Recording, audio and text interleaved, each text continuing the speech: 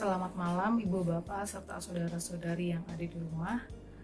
Kembali kita berjumpa dalam ibadah malam harian dan yang menjadi renungan firman Tuhan pada malam hari ini diambil dari Injil Yohanes pasal yang ke-7 ayatnya yang ke-25 hingga ayatnya yang ke-36. Namun sebelum kita bersama-sama merenungkannya, mari kita bersatu dalam doa, kita berdoa. Tuhan, terima kasih Tuhan untuk kesempatan yang Kau berikan bagi kami pada malam hari ini. Dan sebentar Tuhan, kami akan mendengarkan firman-Mu. Tolong Tuhan, urapi kami sehingga kami bisa memahami kehendak-Mu dan juga bisa dimampukan untuk melakukannya dalam hidup kami sehari-hari. Dalam nama Tuhan Yesus Kristus kami berdoa, amin. Ibu Bapak serta saudara-saudari yang ada di rumah, dalam bacaan kita pada malam hari ini, yaitu pada ayatnya yang ke-28 dan ayatnya yang ke-29, kita bisa menemukan perkataan Yesus yang ditujukan bagi orang-orang Yerusalem yang sedang menerka-nerka siapakah Yesus sebenarnya. Dan bagi mereka, Yesus adalah seorang manusia biasa, seorang Yahudi, dan seorang anak tukang kayu yang berasal dari Nazaret. Dan orang-orang Farisi juga berpikir sama seperti orang-orang Yerusalem tadi.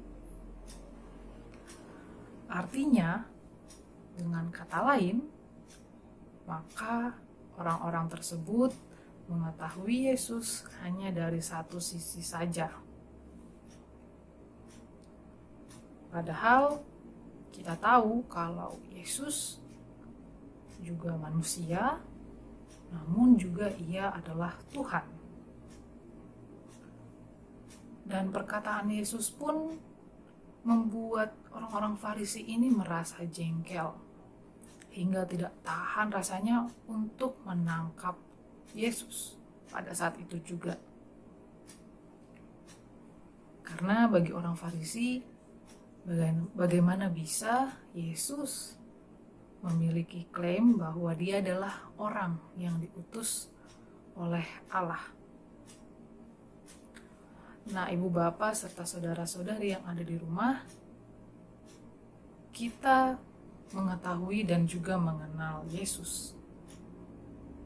Bagi kita, khususnya bagi kita yang percaya kepadanya, kita yakin bahwa Yesus itu adalah anak manusia, namun Dia juga adalah Tuhan yang berkuasa.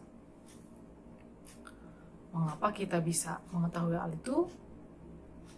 Karena ada pengenalan akan Tuhan yang dilalui dengan mengalami Tuhan.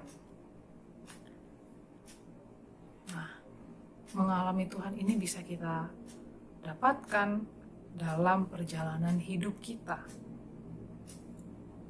Dalam perjalanan hidup kita ada ziarah rohani yang kita jalani, baik di saat kita sedang bersuka cita ataupun juga berduka cita.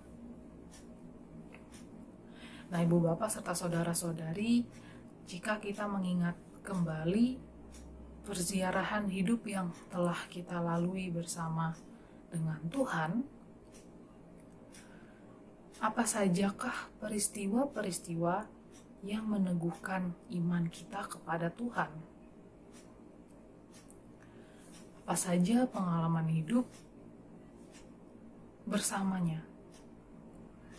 Dan peristiwa-peristiwa seperti apa di saat kita mengalami Tuhan? Bila pada perjalanan hidup kita dalam perziarahan rohani kita bersama Tuhan, sempat ada keraguan akan rencananya, sempat ada kebimbangan, maka kita pun mirip dengan orang-orang Yerusalem yang menebak-nebak siapakah Yesus sebenarnya.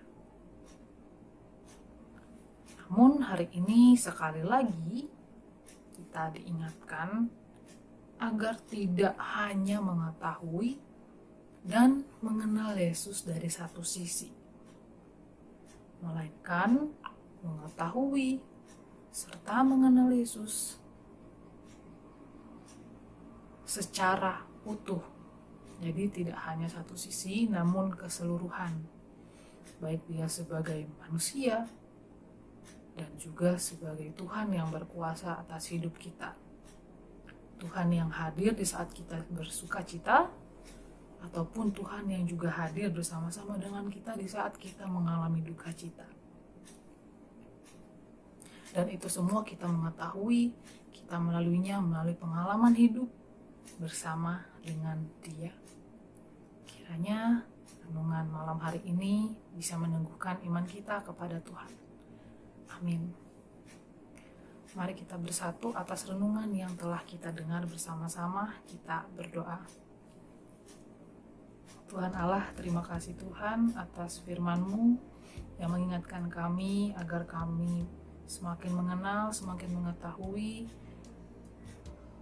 mengenal Yesus secara lebih dalam. Kiranya Tuhan dalam hidup kami di saat kami bersuka maupun berduka, kami senantiasa diteguhkan iman kami ya Tuhan. Kami senantiasa mengenal Engkau, bahwa Engkau yang memiliki hidup kami dan memiliki rencana yang terbaik bagi hidup kami. Terima kasih ya Tuhan Yesus, hanya di dalam nama-Mu kami telah berdoa dan bersyukur. Amin. Selamat malam.